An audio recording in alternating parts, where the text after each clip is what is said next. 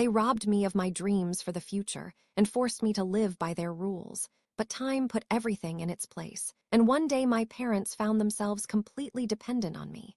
I made them tenants in my own home and imposed conditions that destroyed their pride.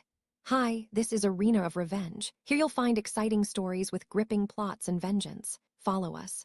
When I was a teenager, I always had a clear idea of what I wanted to do.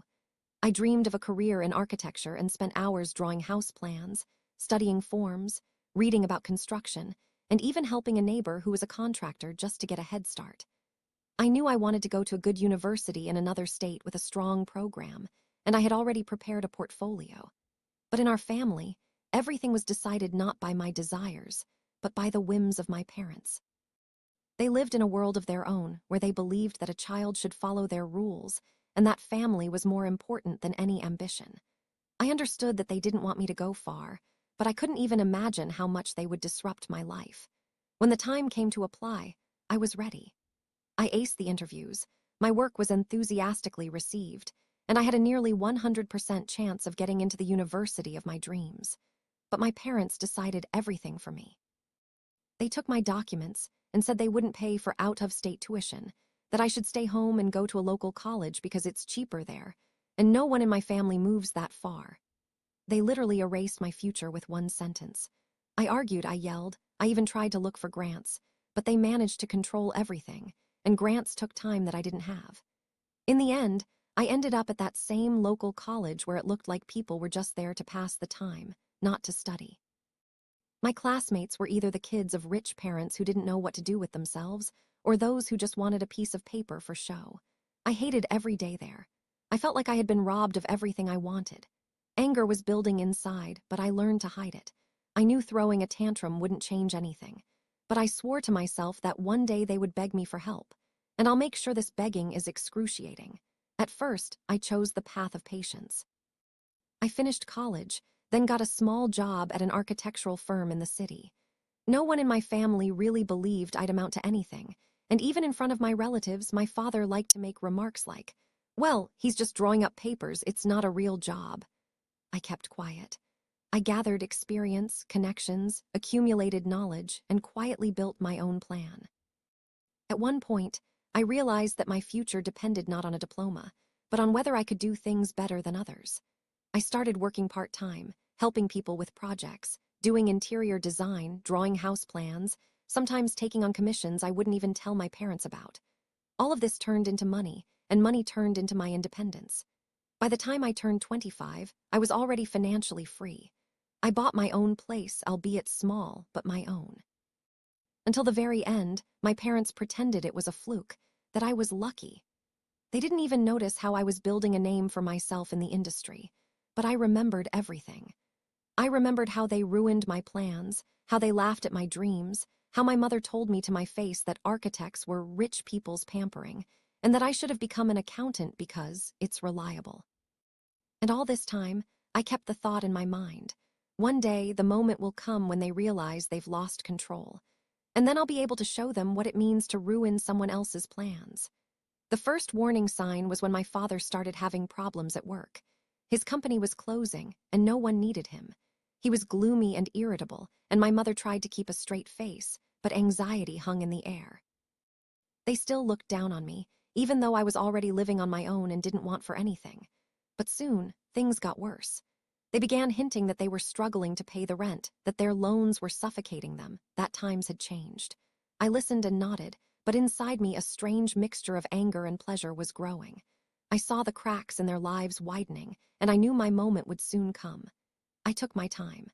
I knew that if I intervened too soon, they would take it for granted. I needed to wait until their pride had completely crumbled, and that moment came. But how exactly it happened and what I did, I'll tell you later. When the house ceased to be a fortress and turned into yet another financial burden, everything happened faster than anyone could have imagined. My father lost his job completely. The company where he had worked for 20 years closed its branch without warning. The bank demanded further payments, and the creditor stopped discussing restructuring options. Papers threatening debts began appearing in the mailbox more often than advertising brochures. At first, the family tried to hide the scale of the disaster. Dinners were being prepared in the kitchen out of habit. The mother continued to sweep the threshold as if order could stop the banknotes slipping from their wallets. Then came raised voices, then late-night whispers on the phone, then attempts to sell something valuable. Neighbors noticed how the lanterns on the porch stopped lighting, how gifts the family had brought over the years disappeared from the shelves, how the number of tools in the garage dwindled. When notice arrived of a planned auction for the house, the home where they had spent their childhood and youth became something crumbling and alien. It was cruel but not unexpected. I had seen how their decisions throughout my life had undermined me, how they had upended my plans, and now I watched as my own mistakes echoed and pained them. They tried not to come to me with complaints, but one late evening, the thing I both expected and dreaded most happened. My mother stood outside my apartment, holding a printed message from the bank. Her eyes were puffy, her voice trembling, but her words were simple. I needed help. At that moment, the entire game I'd been playing inside myself for years came to fruition. Outwardly, I was calm, but inside, I constantly felt a strange combination of pleasure and nausea. Pleasure at the fact that they were in the position of asking me, and disgust at my own joy. I couldn't give them money without a reason. Too many years had accumulated, the resentment was too deep. Help without conditions would have been a betrayal of my own resolve. I asked them to come in and immediately made one demand. A meeting tomorrow in my office, private, without strangers, without scandal, without vulgar attempts at pity. My mother readily agreed. My father hesitated, but later he showed up in that state people experience when they realize pride is a luxury they can't afford right now. At the meeting, I listened to their explanations, all those familiar excuses that had once tried to cover their goals in my youth. It wasn't our fault. We wanted better. We thought you'd be there. I silently leafed through the documents, jotting down figures, and when they finished, I laid out a rough outline of my assistance. I'd agreed to cover the payments temporarily, but it wouldn't be just a gift. I laid out the terms, and each one was designed to strike directly at their pride, their independence, and that very sense of control they'd previously wielded over me. First, I proposed structuring the deal as a loan with a clear repayment schedule and an interest rate significantly lower than the banks but higher than the charities. I didn't want to break them financially any more than they already had, but I also didn't want them to think this was a favor. Secondly, he demanded control over their financial operations, meaning temporary trust management of their bank accounts and loans, not for the sake of sadistic control, but because he believed they had managed to get themselves into this state with their anti-crisis solutions. The third condition was the most painful. He offered them the right to move into an apartment closer to me during the restructuring, with the right to live there on the condition that they fulfill basic responsibilities and participate in weekly meetings to discuss their expenses and steps to restore solvency.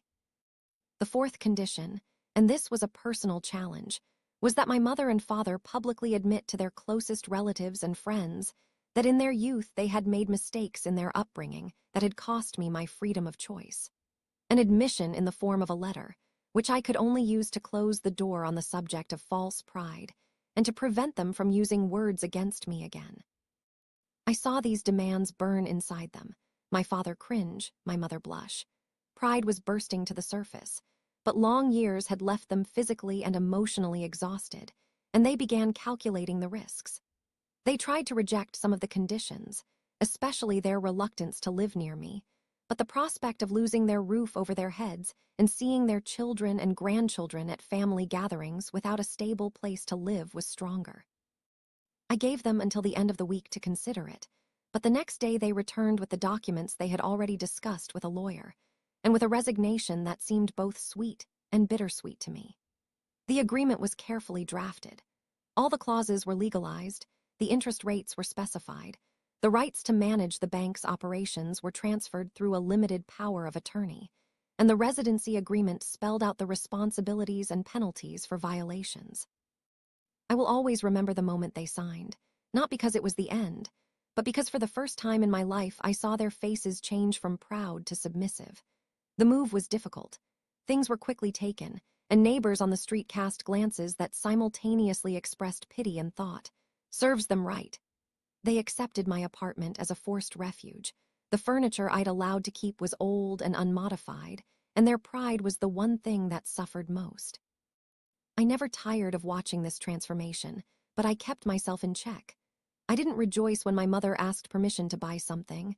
I didn't enjoy when my father silently tinkered in my workshop, trying to help with something, because the process itself was painful. I demanded that they adhere to the payment schedule. Part of their pension went into my account according to the contract, part was used for groceries, and the rest went to pay off loans. I arranged weekly meetings where I went over their expenses in detail, set savings goals, and forced them to track every penny spent. Sometimes I had to be tough. I had to explain why a new coat wasn't a priority, why it was unwise to take out a loan under the pretext of renovations. They agreed and tolerated it. Their friends and relatives began to ask about the reason for such an abrupt transition. Why were those who had once been the proudest now sitting in my small apartment? I kept my answer short and sweet. Temporary help, a temporary arrangement. But deep down, the thought was already brewing that this was only the beginning. Watching them humiliate me didn't bring the joy I'd imagined as a child. It was more like confirmation that I was back in control. They called relatives and asked for help, but the recognizable greed and resentments of previous years meant many closed their doors. From time to time, my father tried to reassert his former independence. He searched for job openings, submitted applications, and went to interviews. I encouraged this within my guidelines, but I made sure he didn't make hasty decisions. There was an occasion when he almost accepted a job that required him to move to a neighboring state, which could have ruined my strategy. Then came the moment when I offered to help with the move, but with the stipulation that part of his salary be used to pay off his debts. He agreed because he knew otherwise everything would fall apart. The money they paid me under the agreement gradually reduced the debt, and I kept records, calculated, recording every penny. But the revenge I was planning wasn't simply about forcing them to pay and live like beggars. It had a deeper purpose, and it took time. While they lived with me, I granted them small privileges to keep them from dying of shame, allowing them to invite their nephews to dinner, giving them small sums for gifts, allowing them to use my car on special occasions. But each such act of generosity was accompanied by scrutiny and a reminder of the terms of the agreement, as if every moment of kindness were sealed with a contract. I watched their former confidence dissolve, how they redistributed pride into money and obligations. Sometimes at night I wondered if I'd done the right thing, if I'd gone too far, but in the morning, looking into their fatting eyes, I felt I had to see it through. This was a lesson for them, and for me, a test of endurance. And yet, the plan I'd simmered deep in my mind, the one that would culminate their humiliation and my triumph, remained hidden. They thought they'd already served their punishment, that their dependence on me was the end of the story, but I understood it was only the beginning of a complex game, where every payment, every report, every forced confession among family members was a small note in a composition destined one day to explode into a final chord. When the auction date for the house was announced, I checked all the documents and realized I did have a chance to regain control of the place. But if I went there openly, my parents would immediately understand. So I acted through a trusted person and a legal framework. I registered a small one-party company in the name of a realtor I knew, prepared funds through an escrow account, and carefully calculated the potential bids of competitors. On the day of the auction, I sat in my car near the park, watching the stream of people and listening to the radio, secretly monitoring the online broadcast. And when the announcement came that the house had gone under the hammer, the deadline and price matched the estimate. I had won. After the transfer of rights and the title deeds, I didn't shout about my victory. It was important to me to maintain the initiative and not give in to momentary pleasure. The house had become mine, but I knew that if I revealed it right away, a surge of pride would sweep them away and wouldn't give me the sense of justice I wanted from the long game. So I let them decide for themselves, whether to return to their home or to stay with me, where they had become accustomed to living under strict control. I used the weeks leading up to my revelation to prepare. I hired a lawyer to draw up a leak-free lease, checked municipal regulations, calculated the tax liability, and prepared a payment schedule that would be substantial but not devastating.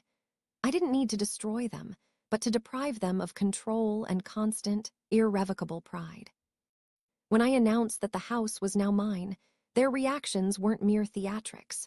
My father pressed his lips together, my mother froze, as if trying to grasp the meaning while simultaneously denying the pain, but their eyes revealed understanding. They had lost their last line of defense against reality. I gave them a choice, but the choice was tailored to return them to precisely where their pride met daily responsibility and dependence. Live in the house as tenants under my contract, or seek temporary refuge with relatives, most of whom had already distanced themselves. They chose the house because memory and habit proved stronger than humiliation. The contract included standard legal language, but also contained several clauses that specifically attacked their former sense of independence. Mandatory monthly payments, accountability for major purchases, a ban on altering the house's appearance without my written consent, regular inspections to check its condition. All of these clauses seemed reasonable from the owner's perspective, yet simultaneously transformed their daily life into a spectacle under my watch. I kept the rent below market value, so no one could accuse me of imposing inhumane conditions, but high enough that every payment was felt. I deliberately included a clause regarding late fees and the possibility of renewing their residency status in the event of repeated violations, not because I wanted to throw them out on the street, but because I wanted to show that their fate now depended on me. Neighbors and relatives learned the truth bit by bit. Some saw paper trails in municipal registers, others guessed from conversations, but it never escalated to a public scandal. I kept my distance, explaining to everyone that this was a completely standard business decision. My parents returned home with suitcases and glazed eyes, and the first few days were the most painful for everyone. I didn't come often, observing from the sidelines, but checking to make sure they were adhering to the contract. My mother learned to save money, and my father began to dismantle old tools and repair things they'd once simply thrown away, the monthly payments falling on them like a reminder that independence as they understood it had ended. They sent portions of their pension and small earnings to my account, and I recorded every transaction. It was like a vendetta ledger. Every line told who was now in charge. At first, I enjoyed the sense of order and fairness, but at the same time, a strange emptiness began to set in. Revenge was no longer a thrill. It had become a routine of accounting and control. I didn't give up on them hopelessly, didn't break them morally to the point of complete collapse, but it was important to me that they experience the same kind of helplessness I felt in my youth, when my dreams were left to the mercy of their decisions. In the evenings, my father would come to my workshop and sit silently, looking at my projects. At these moments, his expression was a mixture of shame and curiosity. He tried to find confirmation of his previous rightness, or at least some consolation in my actions, but he only found proof that I had managed to build a life without their consent. My mother began visiting the old neighbor's house more often, asking about small details and demonstrating modest decency, but she avoided talking about the past, as if she understood that such a conversation might reopen wounds that were now healed not with words, but with utility bills. My relatives reacted differently. Some sympathized with my parents and openly expressed dissatisfaction with how everything had turned out, while others silently kept their distance, fearing being drawn into family battles. I didn't seek their approval. It was important to me that my terms work directly with those who had once robbed me of my future. Over time, I made several changes to strengthen my influence. I initiated a restructuring of some debts through the bank, which formally made them easier to pay, but simultaneously increased their dependence on my control, as the terms of the new loans stipulated cooperation with a trusted manager, a role I effectively fulfilled. This allowed me to legally restrict their financial maneuvering without crossing the line, and therefore without giving rise to loud accusations of rights violations. Every step was carefully considered. I didn't want to portray myself as a monster in the eyes of society. I wanted the effect of a personal lesson. Toward the end of the first year of the lease, I began introducing small changes to the house rules: mandatory repair reports, restrictions on personal projects in the garage, approval for guest invitations. Little things that, individually, were insignificant, but taken together, transformed their lives into a series of humiliations where every decision required my approval. Sometimes I caught myself becoming engrossed in watching. I watched them make small decisions. My father reread the bills. My mother hid an extra box of cookies on the shelf to avoid spending extra money. These scenes neither pleased nor tormented me. They simply confirmed that the plan was working. But I also understood that revenge through property had its limits. You couldn't break people completely. Otherwise, it would turn into something you'd later want to turn away from. So I deliberately planned stages. Stage 1, regain control of the house. Stage 2, establish a system of dependency through rent and financial obligations. The third was to decide when and how to offer a chance for rehabilitation or final estrangement, depending on their behavior and how deeply they understood their mistakes. In the back of my mind, there was a calculation. If they refused to change, the house could remain in my possession forever, serving as a constant reminder that my parents' decisions had once come back to haunt them. If, however, they began to change and work to rebuild trust, I would have the opportunity to reassert control and close the chapter without total destruction.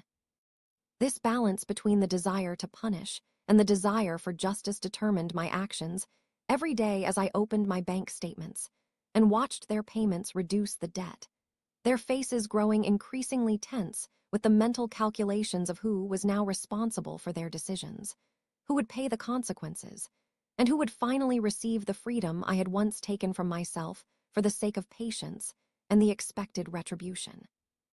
When my parents first came to me with a letter from the tax department, there was neither the usual arrogance in their eyes, nor an attempt to hide their anxiety behind words about how everything could still be fixed. They simply handed me an envelope and waited for my reaction, as if acknowledging that their fate now depended on whether I would agree to intervene. The letter was dry, with numbers, dates, and a warning. If the debt is not repaid within 60 days, the property will be subject to foreclosure. And this was not an empty fear, because unlike loans and bank notices, taxes in the United States do not leave room for maneuver. They can only be ignored up to a certain point. And then people just come with documents and change the sign on the door. And my parents understood this. They understood that this was the end of their house if I did not intervene. They asked me to lend them money, promising to return it, but I saw that they would not be able to return it. I silently read every line of the letter and imagined how recently they had been controlling me, taking away my plans and deciding what to do with my future. And now they were sitting in my house, in my chair, and waiting for a decision that depended only on me. I paused, deliberately dragged it out so that they felt the gravity of the moment, and only then said that help was possible, but not in the form of a gift or a simple loan, but on the conditions that I would set, and these conditions would be legally secured, because I no longer accepted verbal promises. They exchanged glances. I saw my father clench his teeth, and my mother tried to come up with some kind of argument, but there wasn't one. They had no leverage left, only a request. So I took out a pre-prepared document, a power of attorney and an agreement on the temporary transfer of the right to manage the house to me as an authorized person to cover taxes and all associated obligations. In essence, this meant that the house was transferred under my management, and my parents would continue to live there only as residents, without the right to dispose of the property without my consent. I explained to them that this was the only option to avoid confiscation, and added that otherwise the tax office would simply take everything, and they would end up on the street. The choice was simple, but humiliating, and I saw how each of my arguments cut them to the quick. At first, my father tried to object, saying that the house had always belonged to our family, that he could still find a way, that it was not worth acting so radically. But the numbers in the letter were merciless. The debt was too great for their income, and they both knew that time was against them, and I was the only person who had the resources. So I put the pen on the table and said that signatures were needed today, because tomorrow it might be too late. I did not shout, did not threaten. I spoke calmly, and it was this calm intonation that made them lower their heads lower and lower. My mother reached for the document first, her fingers trembling, and when she signed, a mixture of relief and shame crossed her face. My father hesitated longer, but eventually signed too, and in that moment I felt the weight of revenge I'd dreamed of for years. It wasn't instant gratification, but a slow, viscous process, as if every letter on the paper confirmed that justice was finally on my side. After signing, I immediately took the documents to the notary, secured everything legally, and the next day transferred the money to the tax office. The debt was closed, but at the same time, the house was legally under my control. My parents became officially dependent on my decision, and this dependence was now recorded in the registry, not just in our family relationships. I took my time informing them of the results, letting them wait a couple of days, living in anxiety, and only then showed them the receipt. They thanked me, but their gratitude rang hollow, because inside they were seething with hatred at the very fact of their helplessness. This was exactly what I was after all. I'd once been in their shoes, having my plans thwarted and my requests ignored, only now the roles were reversed. From that moment on, I began introducing new rules. Any changes to the house required my written permission, any major expenses had to be approved by me, and for every late payment they were required to pay a fine, which I could set at my own discretion. Technically, everything seemed legal and even reasonable, but in reality, it turned their lives into constant humiliation because their every step now required my approval. Relatives began to notice something had changed. They heard snatches of conversation, saw how my father began avoiding topics about the house. Gradually, they came to the realization that the house no longer belonged to my parents, but to me. This was another blow to their pride, because the truth didn't emerge all at once, but in bits and pieces, like poison slowly spreading through the veins. Sometimes I deliberately staged audits. I'd show up unannounced and ask how things were going, look at bills and receipts, pretending it was all just bureaucracy, but secretly enjoying how they were forced to play by my rules. I noticed my mother becoming quieter, her gaze increasingly fixed on the floor, and my father began spending more time alone, avoiding conversations even with me. But they couldn't leave because they had no choice. I kept them where they once kept me, and that was where the real revenge lay. When the morning came, when they again knocked on my door, begging for mercy, I already knew this moment would come, but the anticipation didn't make it any less brutal. My mother held printed receipts in her hands, the corners of the papers creased from the night's thoughts, her eyes red from lack of sleep. My father stood in the doorway as if trying not to look directly into the face of the one who now dictated the terms of their life. They asked for a rent reduction and an extension of their stay. Months of payments had sapped their strength, their pension couldn't support them, and the prospect of losing the roof over their heads again frightened them more than their pride. I listened without interruption, counted their current expenses out loud, compared them with the payment schedule, pretended to sympathize. But I wouldn't give in to pity. This wasn't charity. It was a rehearsal for retribution, which I had carefully and long planned. I offered to help, but I set an indecently simple condition. A payment reduction for a reasonable period and a contract extension would be possible only in exchange for a public confession. Not a formal one, but a sincere one, addressed to our entire family and relatives, where they were to state directly that they had deprived me of the opportunity to study at the university of my choice, that their decisions had ruined my plans, and that they regretted it. Not just an admission within four walls, but a statement out loud to those who once listened to them speak of the correctness of their choice, to those who helped them raise me according to their rules. I clarified that I wasn't simply demanding words, but a written confession, which I intended to send to my closest relatives and put in the family archives in case of further attempts to portray me as an ungrateful child. My mother began to cry, first quietly, then more bitterly. My father's lips moved in an attempt to protest, but the debt figures and the realization that they had no other options were taking their toll. I saw them mentally weighing the price of their pride. I didn't want a public spectacle in the media or online. I needed family, because that's where their words carried the most weight. Confessing to neighbors would be petty, to strangers useless, but to loved ones who had once stood by their side, the effect was more powerful. I gave them a week to prepare and gather those they deemed necessary to invite. The meeting was supposed to take place at my home, at a long table, without any extra people, but with the circle that considered itself part of our family. They left, dragging their doubts and grievances, and I was left with the feeling that the game was drawing ever closer to the climax. Over the course of that week, I examined every step: how they called their relatives, how awkwardly they sought support, how with each conversation their voices grew quieter, and how signs of humility appeared on their faces that had never been mentioned before. I understood that for them, this was more than just a formal action.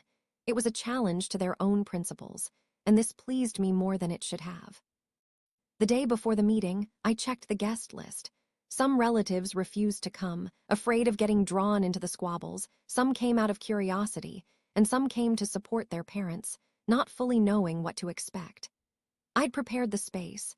The table was set simply, without frills, to focus on the words, not the decorations. I'd printed out copies of their written confession in advance, which they were to sign after the words were spoken, and prepared a list of questions I planned to ask to guide the confession in the right direction. Everything looked neat and almost businesslike. On the day of the meeting, the parents arrived polished and collected, but their eyes showed a weariness I recognized from my own experience. They had lost their protective masks. We sat down, tension filled the room, the relatives exchanged glances, and at first everything was polite. Comments about the weather, about health, about trivial matters to ease the tension. Then I opened the topic as if it couldn't be any other way. I recalled how my plans had once been discussed, how they had made decisions for me, the phrases they had used, the opportunities they had missed. I asked them directly, not allowing them to deviate into vague justifications, and asked for specifics. What specific phrases they used, why they chose a local college. Were there any concerns about safety or the benefits of being close to family? Did they know about my grant applications and my attempts? Did they realize that by depriving me of choice, they were depriving me of the opportunity to build my life my way? My mother answered all my questions with a trembling voice. My father remained silent, and then began to speak, first briefly, then at length, breaking out into emotion. When the time came for the confession itself, my mother spoke prepared words, but in a voice that filled the room with a heavy truth. She admitted that she hadn't allowed me to leave, that she was afraid of losing our child, that their fears and ambitions had deceived me of my freedom of choice. My father added that their pride and fear looked different now, that they regretted it, and he asked for forgiveness, swallowing the words like a bitter pill. I observed their reactions. Some relatives lowered their eyes, others whispered, some cast reproachful glances at the parents, but what struck me most was the silence that reigned after their words, as if the sky above the house had momentarily paused. I demanded that the confession be put in writing and signed by them, so that there would be no doubt that their words hadn't been spoken under duress in one evening. They signed, barely able to write their names, and I collected copies. After that, I returned to the terms. The rent was reduced for the third term and the contract was extended, but until the end of the term, their attitude toward their responsibilities and respect for the living conditions remained under my close supervision. I saw relief wash over their faces. The tax debt was cleared, the roof remained, but at the same time, the space in their own home was filled with new meaning. Now the memory of the confession hung in the air, and every time my parents looked at me, they saw not only their son, but also the man who had forced them to tell the truth in front of people they respected. The aftermath of the meeting was mixed. Some relatives treated them more kindly, believing the truth was rare and the necessity of speaking it a courageous step, while others looked coldly and continued to consider me stern but fair. My parents tried to carry on as usual, but usual was no longer the same. The shadow of their confession hung in the living room. The word would eventually surface in conversations with neighbors, and small barbs, hints, and questions began to chafe old wounds. I got what I wanted, but the end was more complicated than I had imagined. The joy of revenge was mixed with emptiness, because listening to sincere regret is not the same as reclaiming lost time and opportunities. Sometimes I caught myself seeing in their eyes not only shame, but also genuine pain from the realization that their actions had harmed the child who now stood beside them, guiding their fate. Deep down, I understood that revenge was not only punishment for them, but also a test for me. Should I remain the person who takes revenge to the end, or find the line where the lesson is learned, and I can allow others to live? The answer lay somewhere in between. I extended the contract, gave them time, reduced the rent, but left a record of their confession in the family archives. as a reminder that words have consequences and decisions have a price. On those evenings when they sat quietly on their porch, I knew the revenge had worked, but in its place was a new responsibility, not to destroy them completely, but to keep them in limbo until the memory became a lesson, not an eternal pain.